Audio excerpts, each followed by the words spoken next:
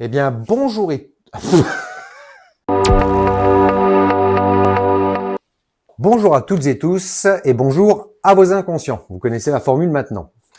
J'espère tout d'abord que vous allez bien et que vous êtes prêts pour une nouvelle vidéo. De quoi je vais te parler aujourd'hui? Eh bien, je vais te parler d'un mot, en l'occurrence le mot consentement. Ce mot est sur toutes les lèvres et il nous concerne tous. Mais derrière sa force apparente se cache une face empreinte de symbolisme. Et en psychanalyse, tout repose sur l'inconscient, vous le savez, le langage et donc le symbolisme. Et c'est justement là, en fait, que réside la complexité du mot consentement. Aujourd'hui, je te propose une lecture sur cette face cachée qui entoure ce mot, même s'il est prononcé sans retenue.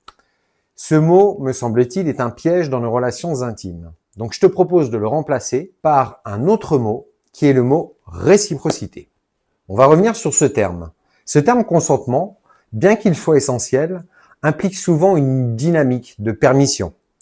C'est une personne en fait qui accorde l'autorisation à la requête d'une autre. Et il place souvent le désir de l'un, historiquement l'homme, au centre, réduisant l'autre, souvent la femme, tu l'auras compris, à un objet qui doit simplement dire bah oui ou non. On consent en fait au désir de l'autre. Et c'est ce langage en fait qui perpétue inconsciemment une vieille vision patriarcale où l'un est le sujet actif et l'autre l'objet passif. C'est devenu totalement obsolète. Si on change de paradigme, je propose de parler de réciprocité de désir. Pour des relations plus équitables et passionnées, il est temps de dépasser la simple notion de permission, tu l'auras compris. La réciprocité de désir comprend différents points. Tout d'abord, la réciprocité de mutualité. C'est reconnaître et valoriser le désir de l'autre au même titre que le tien. La réciprocité de partage, qui est une rencontre où les envies de chacun sont mises en lumière et co-construites. Et enfin, la réciprocité de sujet à sujet.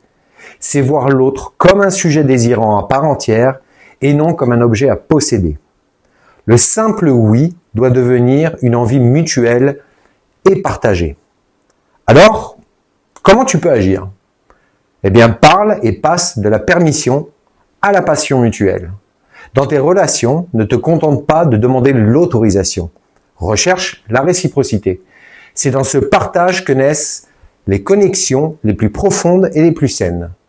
C'est l'aboutissement de cette réflexion qui nous mène à deux questions essentielles, qui nécessitent, me semble-t-il, une réponse personnelle et engagée de chacun. Premièrement, il est impératif de définir ce que représente réellement la réciprocité dans l'équilibre de tes interactions quotidiennes. Deuxièmement, et de manière plus spécifique, et là je m'adresse aux hommes, l'interpellation s'adresse à la responsabilité et à la transmission. En tant qu'homme, mari, père, n'est-il pas de notre responsabilité première d'assurer l'ancrage des valeurs d'équité et de réciprocité auprès de nos enfants, garçons et filles? Et il s'agit bien là de la pérennité de ces principes qui reposent sur un engagement individuel et familial. Je vous remercie beaucoup pour votre attention sur ce sujet.